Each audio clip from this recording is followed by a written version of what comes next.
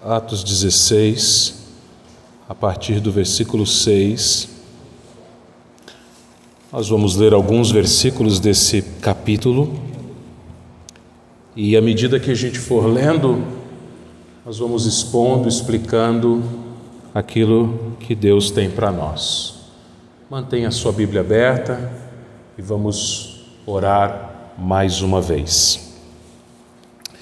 Senhor, mais uma vez nós nos colocamos na Tua presença, ó Pai, em oração. E agora eu quero te pedir, meu Deus, que o Teu Espírito Santo abra o entendimento de cada um que aqui está e de todos aqueles a quem essa mensagem chegar, para que, ó Deus, a Tua palavra não volte vazia. Que o Senhor, ó Deus, fale a cada um, ó Deus, dando compreensão, Senhor Deus, entendimento, nos movendo, Senhor Deus, a obedecer a Tua voz. É isso que nós te pedimos, em nome de Jesus. Amém. Terminaram as comemorações dos 67 anos de organização da nossa igreja, a Igreja Presbiteriana de Adamantina. Foi muito bom, né? Nós que tivemos aqui 2 finais de semanas com convidados, com louvores, com aulas, com cultos ao Senhor. E nesse tempo abençoado, a igreja pôde se lembrar de tantas e tantas bênçãos que Deus deu a esta igreja nesses 67 anos.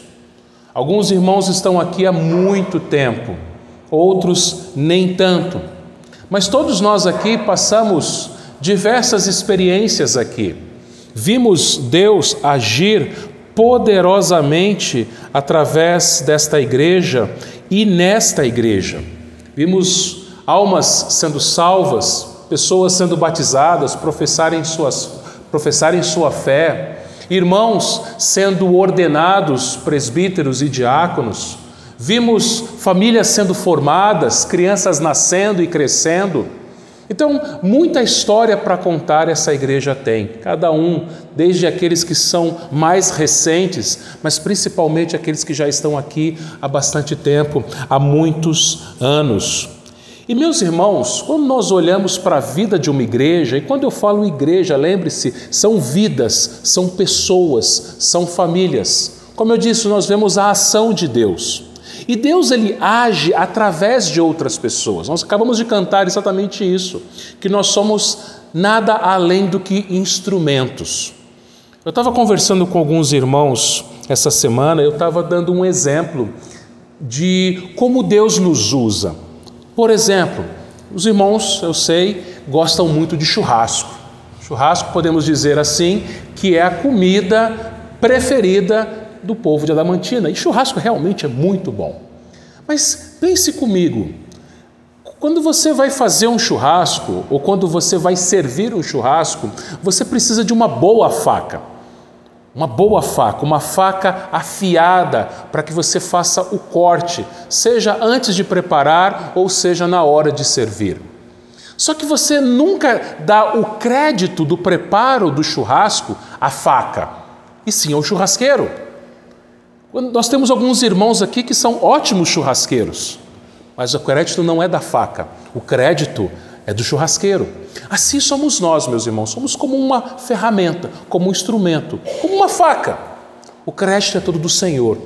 O Senhor usa instrumentos, ferramentas nas mãos dele, para que assim a obra dele seja feita, para que assim ele seja glorificado através das nossas vidas. Até porque lá em João 15, versículo 5, ele disse exatamente isso: sem mim nada podeis fazer. Essa igreja, ela não consegue fazer nada, nós individualmente não conseguimos fazer nada, se não for pela graça do Senhor. Sem Ele nada podemos fazer. E aí o texto que nós vamos ler e nós vamos estudar nesta noite fala exatamente isso. A obra do Senhor é através de nós. Tudo aquilo que nós fazemos, tanto nas nossas vidas particulares, na nossa família, mas especialmente como igreja do Senhor, a nossa obra é uma obra do Senhor. não é uma obra particular, não é uma obra egocêntrica, mas é uma obra que Deus faz através de nós. E todo crédito, toda glória, todo louvor vai para Ele, e não para o instrumento, e não para a ferramenta. E é esse tema que eu quero estudar com os irmãos nessa noite. A nossa obra é uma obra do Senhor. E por que Atos 16? Alguns irmãos devem se lembrar que antes das comemorações do aniversário da igreja, quando a gente terminou a série de sermões, Encontros com Jesus, eu disse que nós íamos começar o estudo do livro de Filipenses, da carta do apóstolo Paulo aos Filipenses. E vamos mesmo. Só que Atos 16 nos mostra como foi formada a fundação, a plantação da igreja na cidade de Filipos. Então, para que a gente possa entender bem a carta aos Filipenses, nós precisamos primeiro entender Atos 16, que vai mostrar como que aquela igreja foi formada. Então, a primeira lição que esse texto vai nos ensinar, meus irmãos, através do texto de Atos 16, o texto de Atos 16, é que o Senhor conduz os nossos passos. Olha o versículo 6 e também o versículo 7. Percorrendo a região frígio-gálata, tendo sido impedidos pelo Espírito Santo de pregar a palavra na Ásia, defrontando Mísia, tentavam ir para a Bitínia, mas o Espírito de Jesus não o permitiu. Se você pegar um pouquinho antes, no final do capítulo 15, nós vamos ver Paulo dando início à sua segunda viagem missionária. Paulo, então, ele tem uma desavença com Barnabé, seu companheiro da primeira viagem, e Paulo, então, ele toma a Silas como seu novo companheiro de viagem missionária. Timóteo também vai com ele, o início do capítulo 16, e pela primeira pessoa que é usada na narração, Lucas também vai. Então, é uma equipe de 4 missionários: Paulo, Silas, Timóteo e Lucas. E esses 4 homens, esses 4 servos do Senhor, eles saíram da igreja de Antioquia, que era a igreja deles, era a igreja quartel-general daqueles missionários, e eles vão empreender uma viagem em direção ao oeste e ao norte, pela Síria, pela Cilícia, por Derbe e por Troade, toda a região onde hoje é a Turquia. E Paulo e Silas e também Timóteo e Lucas, eles têm o desejo de visitar, de conhecer, de pregar a palavra em algumas regiões específicas. A primeira, aqui no versículo 6, é a província da Ásia. Só que o que acontece? Diz o texto aqui que o Espírito Santo impediu, eles foram impedidos de pregar a palavra na Ásia. Isso é coisa estranha. Como assim? Impedir de pregar a palavra? Depois do versículo 7, ele novamente, defrontando Mísia, tentavam ir para Bitínia, uma outra província, e eles também foram impedidos pelo Espírito Santo, o Espírito de Jesus. Por que Espírito de Jesus? Porque foi Jesus e também o Deus Pai quem enviaram o Espírito Santo. O Espírito de Jesus não permitiu que eles fossem para Bitínia. Pode parecer contraditório e até estranho, né? Lembra que Jesus ele disse aos seus discípulos que eles receberiam poder ao descer sobre eles o Espírito Santo e eles seriam testemunhas pelo mundo todo. E agora eles queriam ser testemunhas nessas 2 províncias, Ásia e também Bitínia, e o Espírito impede. Mas como assim? Mas ele não mandou a gente pregar? Por que a gente foi impedido de pregar? A resposta, meus irmãos, é que não era a hora ainda. A hora é que eles fossem mais para o norte, para a Macedônia. Eles entrassem na Europa e ali primeiro eles começassem a pregação do Evangelho na Europa. Mais tarde eles voltariam para a Ásia, voltariam para a Bitínia e aí sim, mais tarde, o Evangelho seria pregado e igrejas seriam formadas ali.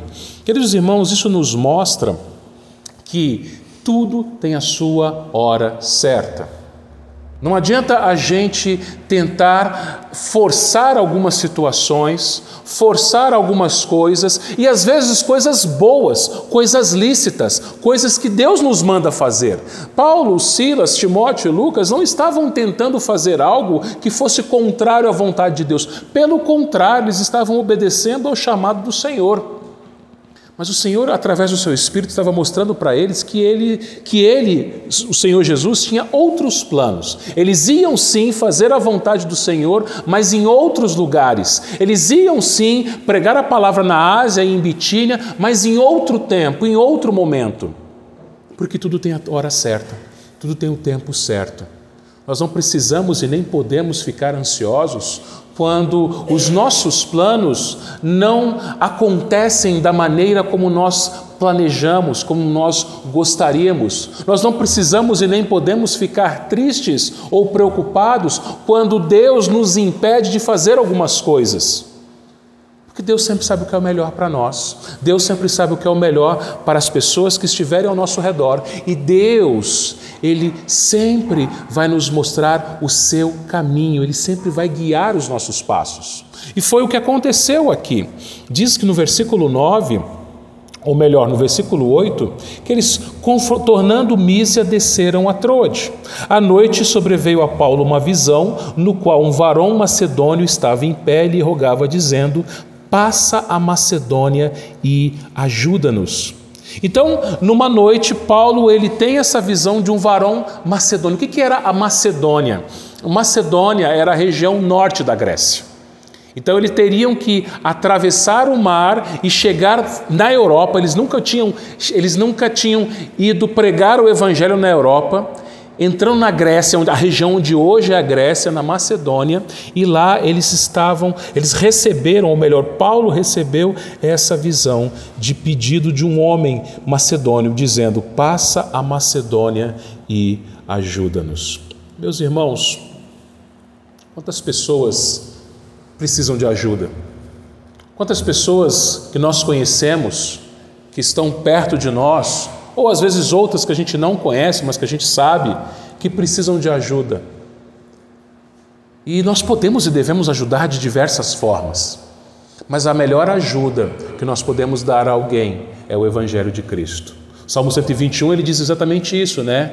Eleva os olhos para os montes, de onde me virá a ajuda, o socorro. O meu socorro vem do Senhor que fez os céus e a terra. Então, ajudas financeiras, físicas, materiais, elas são boas, elas devem ser dadas sim, mas elas são temporárias. Uma hora esses recursos acabam. Agora, quando nós levamos Cristo Jesus às pessoas, quando nós socorremos pessoas com o auxílio espiritual, com o Evangelho, essa ajuda, esse socorro é algo eterno, é algo que fica, é algo que permanece. Então sim, quando você for socorrer alguém, socorra da forma como ela estiver precisando, mas não fique apenas naquilo que é material. Sempre pense que a maior ajuda, a ajuda que aqueles macedônios estavam precisando, era algo eterno. Olha o versículo 10. Assim que teve a visão, imediatamente procuramos partir para aquele destino. Veja, eles não pensaram, eles não ficaram matutando, será que é? Até porque, meus irmãos, naquela época, Deus ele falava de formas diferentes. Hebreus capítulo 1 vai nos dizer exatamente isso, né? Que o Senhor, muitas vezes, de muitas maneiras, aos pais, pelos profetas, ele falava ao seu povo. Hoje nos fala pelo seu Filho. E como que ele fala pelo seu Filho? Através das Escrituras, através da sua palavra. Nós não cremos em novas revelações, em revelações contrárias à palavra de Deus. Nós cremos na revelação escrita. Mas aqui, nesse momento, a revelação escrita não estava completa. A Bíblia ainda estava sendo escrita. Por isso que Jesus ele manifestava-se através de outras revelações, como aconteceu aqui. Paulo entendeu isso, a sua equipe também entendeu isso, eles concluíram, final do versículo 10, que Deus os havia chamado para lhes anunciar o Evangelho. Essa era a ajuda que os macedônios precisavam. Esse era o socorro que os macedônios tanto ansiavam. Era a pregação, o anúncio, a proclamação do Evangelho. Queridos irmãos, como eu disse, muitas pessoas precisam de ajuda. O nosso país precisa de ajuda. A nossa cidade, o nosso estado precisam de ajuda. Nós tivemos aqui na semana passada os irmãos missionários Maurício e Ana Cristina Martinez, que estão desenvolvendo um ministério de evangelização de crianças no Zimbábue, lá no continente africano. E os irmãos ouviram, principalmente na escola dominical, o que é o Zimbábue hoje. O Zimbábue é um país com um governo comunista, com a maior inflação do mundo, com alto índice de desemprego, com alto índice de desnutrição. São graves problemas, certo? Mas aquele casal de missionários, eles não foram para o Zimbábue para resolver problemas econômicos, para ajudar o Zimbábue com questões econômicas, com questões trabalhistas ou com outros tipos de ajudas ou socorros. Eles tiveram um foco. Nós vamos para o Zimbábue levar o Evangelho. Esse é o nosso foco, meus irmãos. Devemos sim desenvolver nossas profissões, desenvolver nosso trabalho, fazer aquilo que Deus nos chamou para fazer nessa vida, nessa sociedade, nesse mundo, como luz do mundo.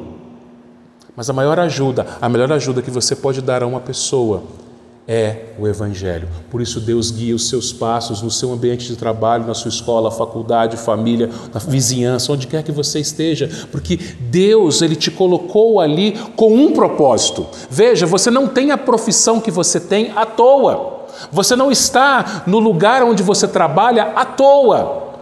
Mas você está ali com um propósito: glorificar a Deus, fazendo coisas boas com as mãos, servindo as pessoas com as suas mãos e tendo oportunidades de apresentar o Evangelho. Por isso que Ele te guiou para a vida que você tem hoje, para o trabalho que você tem hoje, para o estudo que você tem hoje, para o lugar onde você vive hoje. E queridos irmãos, isso é o Senhor quem nos guia a fazer. Mas uma segunda lição que esse texto nos ensina é que o Senhor, Ele abre corações. Olha o versículo 11 até o versículo 13. Tendo, pois, navegado de Troade, seguimos em diretura a Samotrácia, no dia seguinte a Neápolis. Então eles atravessaram o mar, eles pegaram um navio, foram até e finalmente eles entraram na Europa. Versículo 12. Dali a Filipos, cidade da Macedônia, primeira do distrito e colônia. Nessa cidade permanecemos alguns dias. No sábado saímos da cidade para junto do rio, onde nos pareceu haver um lugar de oração, e assentando-nos, falamos às mulheres que para ali tinham concorrido. Lucas, que é o narrador aqui, que foi quem escreveu, estava junto com eles, foi uma testemunha ocular. Ele diz que eles chegaram na Macedônia e foram à principal cidade da Macedônia, Filipos. E Filipos, meus irmãos, era uma cidade, como eu disse, a principal. Ele diz aqui que era uma colônia, primeira do distrito e colônia. O que isso significa? Significa que Filipos era tão importante que era considerada uma mini-Roma. Praticamente tudo que tinha na capital do império, Roma, tinha em Filipos.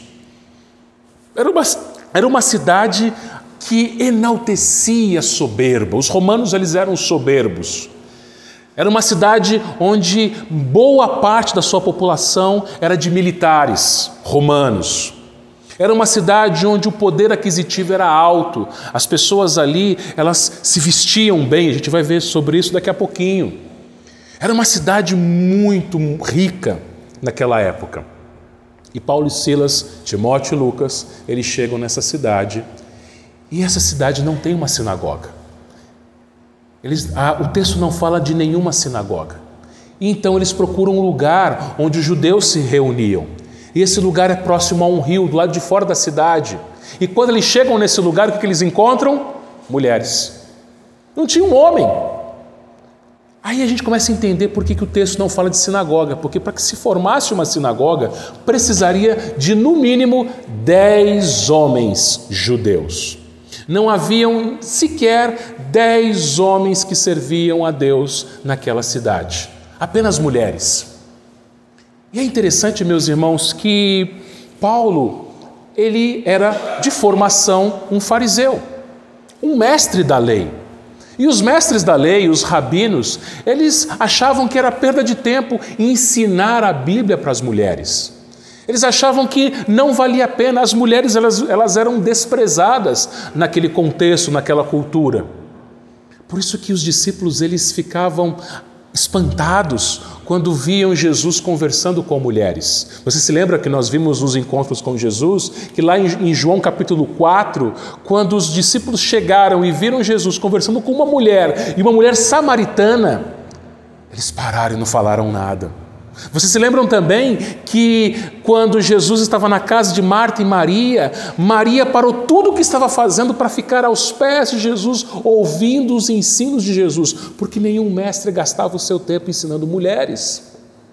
Então Paulo, ou melhor Saulo, ele não, quando mestre da lei, quando fariseu, ele não dedicava tempo ensinando mulheres.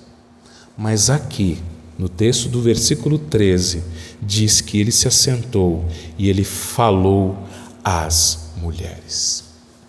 O primeiro coração transformado que a gente vê aqui é o coração do próprio Paulo. O homem que andava conforme a sua cultura, o homem que não dedicava tempo a ensino bíblico às mulheres, agora foi transformado por Cristo e agora ele prega o evangelho para quem quer que seja, inclusive para mulheres. E ali, meus irmãos, nós vemos que dentre aquelas mulheres havia uma pessoa em especial, uma certa mulher, versículo 14, chamada Lídia.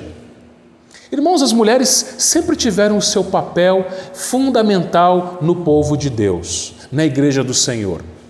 Quando a gente olha para os evangelhos, nós vemos que Jesus foi servido por mulheres. Mulheres, elas foram as mantenedoras do ministério de Jesus. Lá em Lucas capítulo 8, versículo 1 a 3, nós vemos que quem sustentava o ministério de Jesus eram mulheres. Depois, quando a gente vai para as cartas de Paulo, nós vemos que mulheres, elas eram colaboradoras do ministério de Paulo. Quando a gente vai para Filipenses, essa igreja, duas mulheres especiais, Evódia e Sintique, que estavam brigando. E Paulo fala, parem de brigar, vocês foram colaboradoras do meu ministério. Então vejam, as mulheres sempre tiveram seu papel fundamental na igreja do Senhor, sempre foram em maior número na igreja do Senhor. E a igreja de Filipos começa com a conversão de uma mulher, a primeira europeia a se converter. O primeiro cristão, na verdade não foi um cristão, foi uma cristã. A primeira conversão na Europa se dá no coração de uma mulher chamada Lídia, versículo 14, da cidade de Tiatira, vendedora de púrpura, temente a Deus, e ela nos escutava. Tiatira era em uma outra nação, Tiatira ficava na Ásia. Então Lídia era uma estrangeira que vivia em Filipos. Lídia, ela era uma judia prosélita. Ela não era judia de nascimento, ela não era uma israelita, mas ela nasceu naquela região onde hoje é a Turquia, em Tiatira, e ela vivia em outro país, vivia onde hoje é a Grécia, na cidade de Filipos. E Lídia tinha uma profissão. Lídia era dona de uma boutique, de uma grife, de roupas caras, porque ela vendia púrpura, o tecido púrpura. E quem se vestia de púrpura? Somente a nobreza, somente os ricos. Porque a púrpura, meus irmãos, o tecido púrpura, ele era muito, mas muito caro. Para você produzir um grama de tintura púrpura, você precisava de 8.000 moluscos. Porque aquela tintura ela era tirada de uma secreção de um determinado molusco. Então eles tinham que juntar 8.000 moluscos no mínimo para 1 grama de tintura púrpura.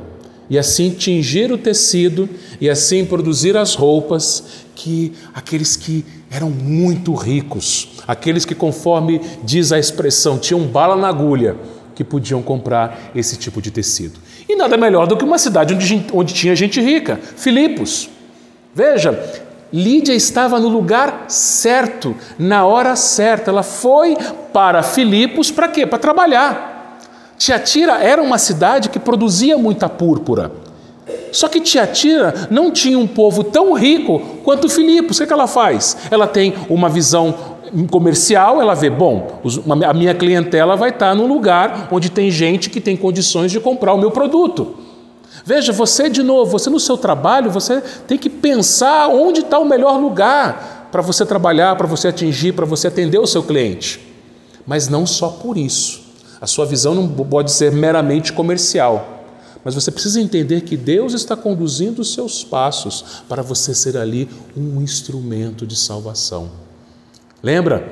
Paulo, ele nem pensava em ir para Filipos. A ideia dele era outra, Bitínia, Ásia, mas ele vai para Filipos na hora certa, no lugar certo, e encontra certamente uma mulher que também saiu da sua cidade, Tiatira, no lugar certo, na hora certa, estava trabalhando, e ali ela ouve a palavra do Senhor.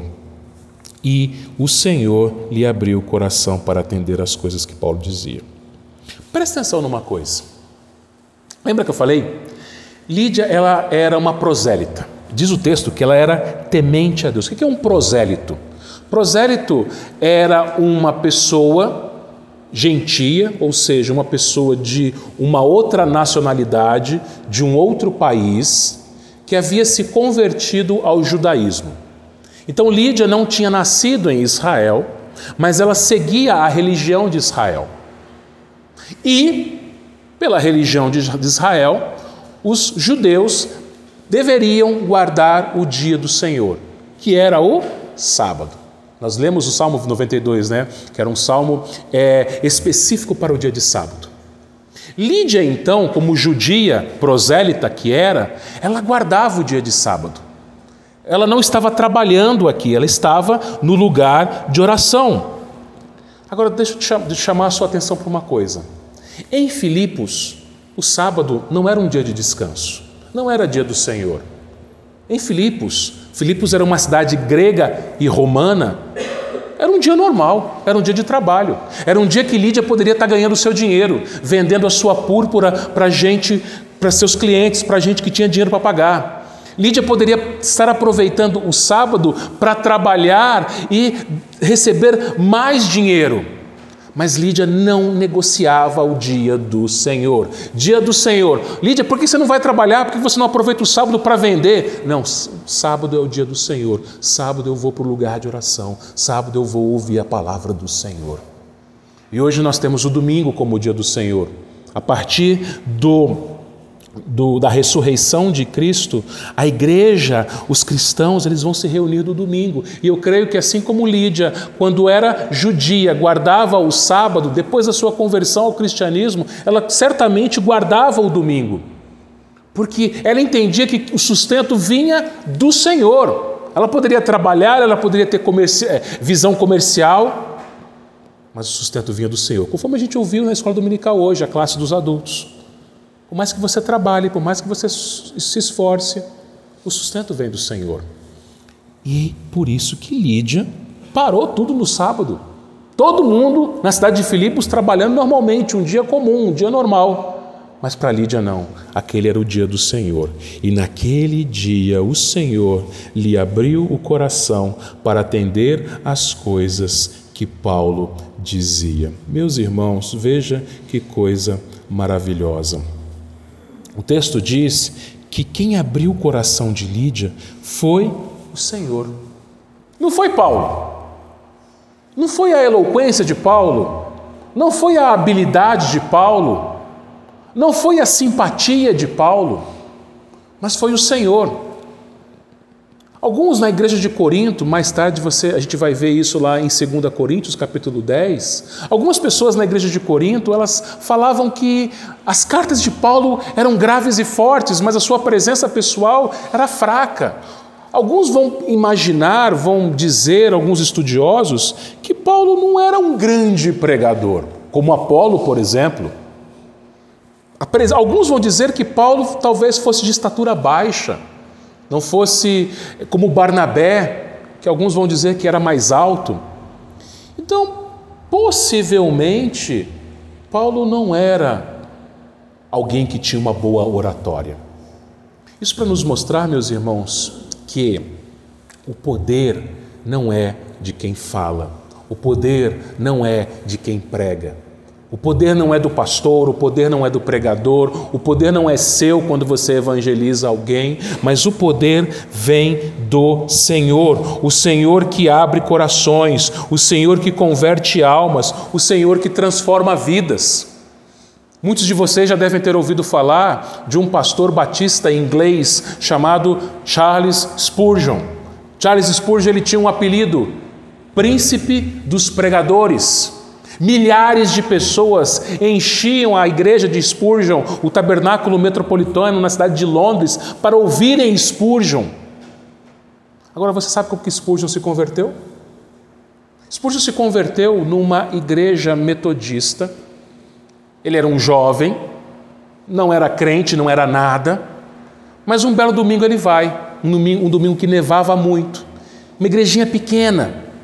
E quando ele chega nessa igreja, nem pastor tinha naquele domingo, porque o pastor não conseguiu chegar na igreja por causa da neve. E tinha um irmãozinho no púlpito, leigo, sem formação teológica, e esse irmãozinho abriu a Bíblia em Isaías 45, 22, que a gente leu. Olhai para o Senhor. Sabe quanto tempo durou o sermão desse irmãozinho? 10 minutos. Em 10 minutos ele só repetia, olhe para o Senhor, olhe para o Senhor, olhe para o Senhor. E ele olhou para Spurgeon, a igreja era pequena, ele sabia que Spurgeon era um visitante, falou assim, jovem, olhe para o Senhor. Spurgeon se converteu e se tornou aquele que é conhecido até hoje como o maior dos pregadores, o príncipe dos pregadores.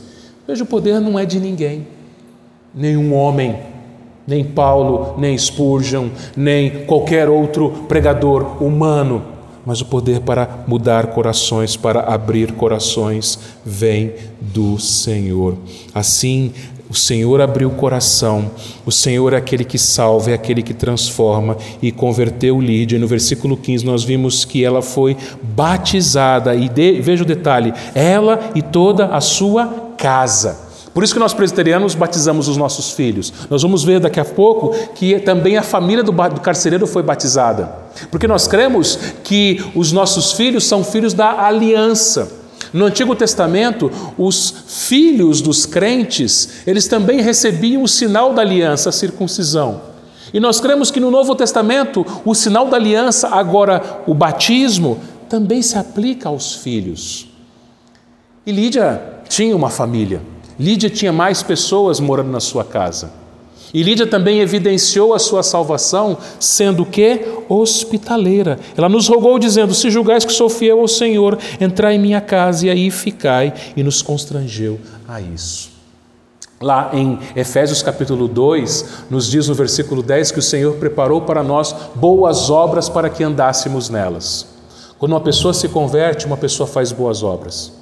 A boa obra não é feita por você para conquistar a salvação, mas uma vez que você é salvo, você mostra, você autentica que a sua salvação fazendo boas obras. E uma boa obra que você pode fazer é a hospitalidade, é receber pessoas na sua casa. E como é bom isso? Como é bom a gente receber irmãos da igreja. Nossa família teve a oportunidade, nos últimos 2 finais de semana, receber aqueles 2 casais que vieram nos abençoar aqui. Como é bom receber uma reunião de jovens em casa. Como é bom receber uma reunião de oração em casa. Como é bom ter um estudo bíblico em casa. Como é bom hospedar pessoas em casa. Isso é uma marca de um verdadeiro cristão. Deus, Ele abre corações, Deus, Ele transforma vidas. Mas em terceiro lugar, meus irmãos, o Senhor, Ele age quando nós oramos. Versículo 16, aconteceu que indo nós para o lugar de oração, nos saiu ao encontro uma jovem possessa de espírito adivinhador, a qual, adivinhando, dava grande lucro aos seus senhores. A igreja filipense nasceu na casa de Lídia, a primeira pessoa convertida foi Lídia, começam-se as reuniões então na casa de Lídia, mas eles não deixam de orar. Paulo e seus companheiros continuam indo para o local de oração. O que acontece? Quando a igreja ora, Deus se alegra, mas o diabo se enfurece. Quando a igreja ela se reúne para orar, o inferno treme, o inferno se enfurece, o diabo ele solta fogo pelas ventas. E era o que ia acontecendo aqui, uma jovem possessa de um espírito, seguindo, versículo 17, a Paulo e a nós, os outros missionários, clamavam dizendo: estes homens são servos do Deus Altíssimo e vos anunciam o caminho da salvação. Isto se repetia por muitos dias. Paulo ele ficou indignado, porque o diabo ele estava importunando Paulo, Silas, Timóteo e Lucas. Deixa eu ler para vocês o que o pastor John Butler escreveu sobre esse texto. Ele diz o seguinte: aquelas reuniões de oração à beira do rio atraíram muita atenção do adversário de nossas almas. Ele sabe que a oração é uma arma poderosa contra o seu reino e que ele pode impedir a oração dos santos, ele pode impedir a obra dos santos contra o seu reino. Satanás não impede os programas de recreação, as ceias, os sociais, as festas e muitos outros programas semelhantes na igreja, pois ele atrapalhará os momentos de oração. Ele não se incomoda com uma grande presença na igreja quando é para um jantar, ou banquete, ou um jogo de bola. Mas, se uma grande multidão vier orar, ele se esforçará para fazer algum tipo de perturbação para impedir a oração. Irmãos, esse pastor escreveu isso daqui há mais de 50 anos atrás e me fez pensar algumas coisas. Satanás, ele não está nem aí quando a igreja se reúne para comemorar, para comer junto, para se animar junto, para se divertir junto. Satanás ele não se importa que os jovens vão comer fora, que a igreja como um almoço, um jantar, ele não está nem aí. Mas Satanás ele treme quando a igreja se reúne para orar. Ele treme. E aí a gente vê, meus irmãos, a situação da igreja brasileira nos nossos dias. E todas as igrejas que a gente vai, a situação é a mesma. Quando tem reuniões para comer, a igreja enche. Não que seja uma coisa ruim, não, é uma coisa boa. Mas presta atenção, quando tem reunião de oração, a igreja fica vazia. Quinta-feira eu vejo aqui os nossos irmãos valorosos, firmes, toda quinta-feira, estudando a palavra, estudando o livro de Salmos e depois se dividindo para orar. Irmãos, é sério isso. Aqui você vê Paulo, ele, puxa, fundei a igreja, acabou o meu trabalho, vamos para a próxima cidade. Não, eles continuavam orando. Jesus é o nosso modelo de oração. Jesus, mesmo nas horas mais difíceis, a pior hora de Jesus antes da cruz foi o Getsemane. De madrugada, ele estava cansado, ele poderia dormir, como os discípulos dormiam. Mas no Getsemane nós vimos Jesus orando, vigiando e chamando a atenção dos discípulos que eles também deveriam fazer o mesmo. E às vezes, meus irmãos, a gente fica ansioso, a gente fica preocupado, a gente perde o sono, a gente não sabe por que certas coisas acontecem conosco, porque a gente ora pouco. A gente ora muito pouco, praticamente nada. Satanás não liga.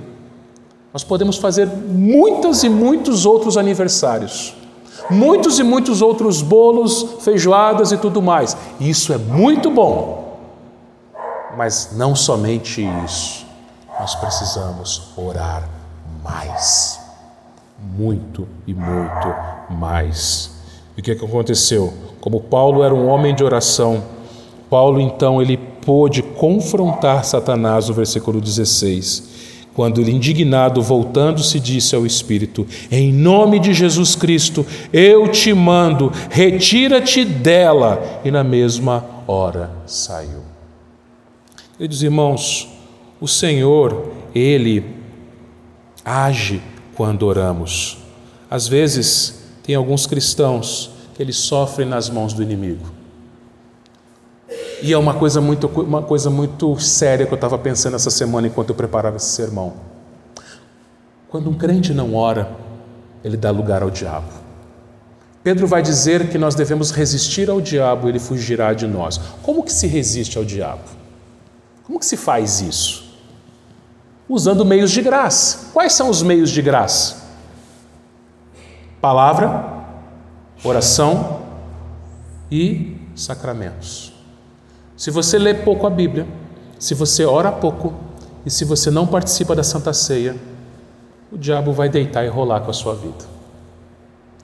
Então, para resistirmos aos ataques do inimigo, precisamos usar os meios de graça, em especial aqui no texto, a oração.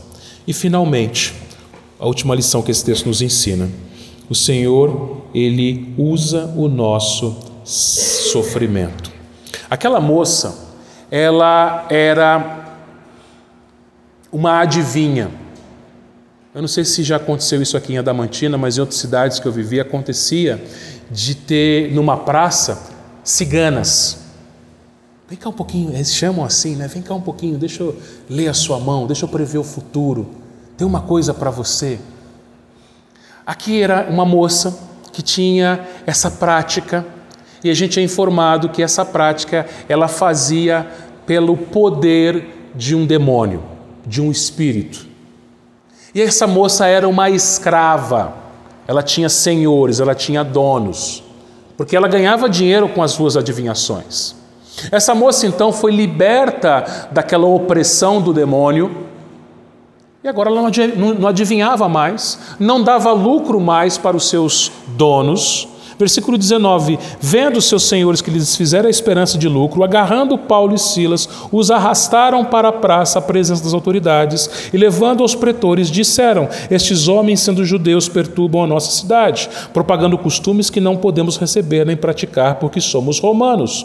Levantou-se a multidão unida contra eles, e os pretores, rasgando-lhes as vestes, mandaram açoitá-los com varas, e depois de lhes darem muitos açoites, os lançaram no cárcere, ordenando ao carcereiro que os guardasse com toda a segurança. Este, recebendo tal ordem, levou-os para o cárcere interior e lhes prendeu os pés no tronco. Que coisa! Paulo e Silas obedeceram ao chamado de Deus, ouviram a voz do Espírito Santo, fizeram tudo certo, pregaram o Evangelho, oravam. Aí você pensa: puxa, eu estou fazendo tudo certo. Sou assíduo na igreja, sou uma pessoa de oração, não perco uma quinta-feira, na minha casa eu oro todo dia de joelho, eu leio a minha Bíblia.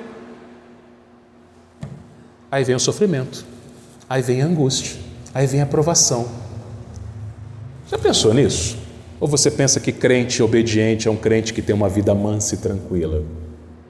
Paulo e Silas estavam fazendo tudo de acordo com a vontade de Deus. E pela permissão de Deus, eles são arrastados, eles são açoitados, eles são julgados com um julgamento injusto, porque eles eram cidadãos romanos, então eles deveriam passar primeiro por um julgamento. Eles são presos no interior do cárcere, quer dizer, na parte mais isolada, como se fosse uma solitária. Qual que seria a sua reação? Lamentar? Senhor, não entendo, Senhor. Eu estou te obedecendo, eu estou fazendo tudo o que o Senhor mandou eu fazer. Eu estou sendo fiel ao Senhor. Por que o sofrimento? Versículo 25. Por volta da meia-noite, Paulo e Silas oravam e cantavam louvores a Deus, e os demais companheiros de prisão escutavam. Eles louvavam a Deus. Nós temos estudado às quintas-feiras o livro dos Salmos. E a gente vai ver que em diversos salmos o salmista louvava ao Senhor diante do sofrimento. Salmo, se você quiser anotar, 3, Salmo 4, Salmo 5, Salmo 6, Salmo 7, Salmo 9, Salmo 27, Salmo 30, Salmo 31, Salmo 34, Salmo 37, Salmo 46, só alguns. Como o salmista reagia ao sofrimento? Simples, louvando. E às vezes a gente murmura, às vezes a gente fica preocupado, ansioso, tantas e tantas reações diferentes. Mas aqui os nossos irmãos Paulo e Silas, eles nos mostram que eles louvavam, eles cantavam, eles oravam. E as pessoas ao redor viam isso.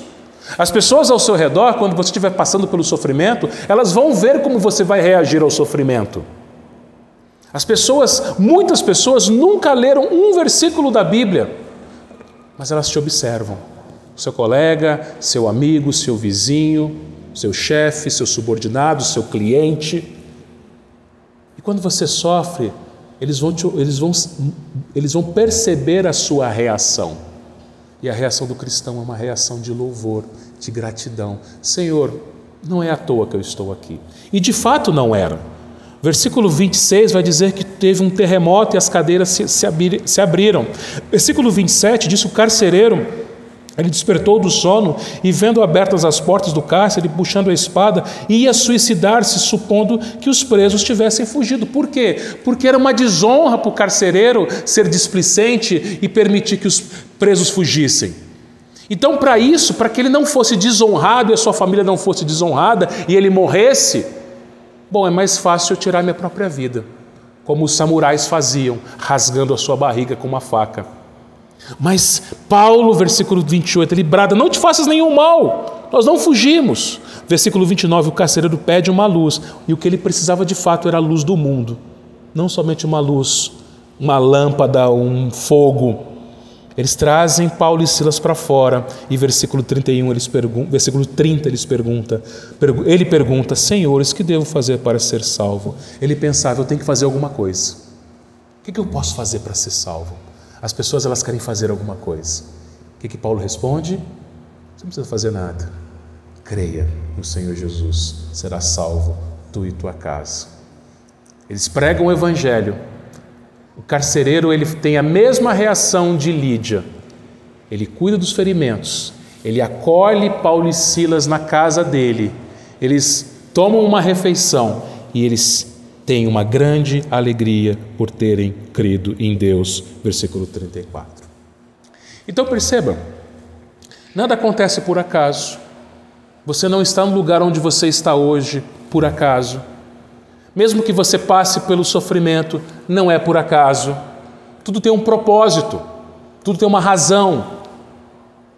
E essa razão, meus irmãos, é Deus ser glorificado na sua vida, você ser um instrumento nas mãos do Senhor, Deus fazer a obra dele através das suas boas obras e pessoas ouvirem o Evangelho e se converterem e serem tiradas das trevas e trazidas para a maravilhosa luz.